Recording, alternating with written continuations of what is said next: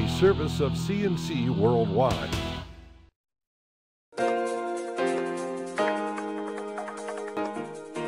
The CNC Daily is a service of CNC News and Jib Jab Greetings. I'm Bud Lowell. Your full AccuWeather forecast is always on top on your CNC local page.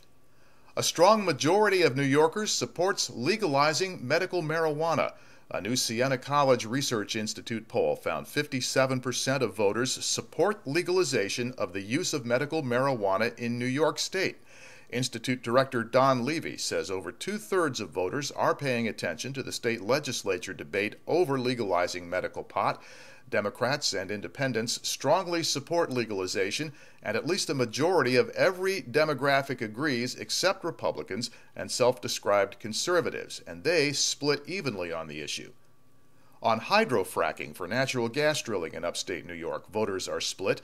37% support, 36% oppose, allowing the Department of Environmental Conservation to permit hydrofracking in parts of upstate. The rest say they don't have enough information to make up their minds. Bike riders will cover the west side of Monroe County Friday in the 12th annual Ride for Missing Children, sponsored by the local chapter of the National Center for Missing and Exploited Children, and you're looking at footage of last year's ride here. The 100-mile ride raises funds to support child safety and education programs and to remember all missing children. The bicyclists ride together, escorted by local law enforcement, and they stop at schools along the way to meet with children and raise awareness about protecting children from exploitation. Former New York State Assemblyman David Kuhn is a board member of the NCMEC New York. He says the event has grown steadily. This year, more than 500 riders will take part. The ride will take place on the west side of the county. We're going to do it there this year to bring in elementary schools from the west side of the county. The bike ride will go 10, 20, maybe 25 miles, and then it'll stop at a elementary school for 15, 20 minutes. Bikers get to talk with the kids. They'll all be outside. It's just a great event for educating children on how to be safe out there. And nobody knows better than I how we have to do that. We have to educate all of our children on how to be safe and protect them. And Kuhn wants to see people turning out to cheer the bikers as they pass. They'll stop at 6 different elementary schools this year, reaching hundreds or thousands of children.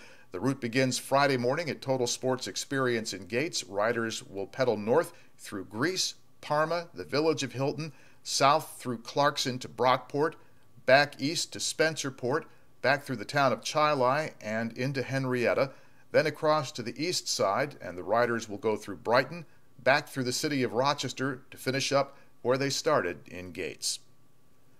The New York State Department of Corrections says Eric Smith has again been denied parole following a hearing. Smith is now 32. He's serving a life sentence for killing 4-year-old Derek Roby in 1993 when Smith was just 13. The crime took place in the village of Savona in Steuben County. Smith has been denied parole 5 times since he became eligible in 2002. Gates police started out chasing a suspect for robbing the Chili Avenue Walmart, ended up having to save him from the Erie Canal. Police say 27-year-old David Muriel forced open a cash register at the Walmart, grabbed some money, fled in a car. When he shot past a patrol car on Buell Road doing 90, that started a high-speed police chase. Muriel stopped his car on the Route 390 entrance ramp and ran down the canal towpath. A police canine team went after him. They heard screams, and they soon found the suspect floundering around in the water, apparently having taken a header down the bank into the canal. Officers launched a boat and fished the suspect out. Then they charged him with robbery, driving while intoxicated, and speeding. On this page, you can find links to these and other stories, and at the bottom, links you can use to post your own news updates, sports, and salutes to us. If it's important to you, we want to know about it at CNC. Next news as it happens, updates when necessary. I'm Bud Lowell, CNC News.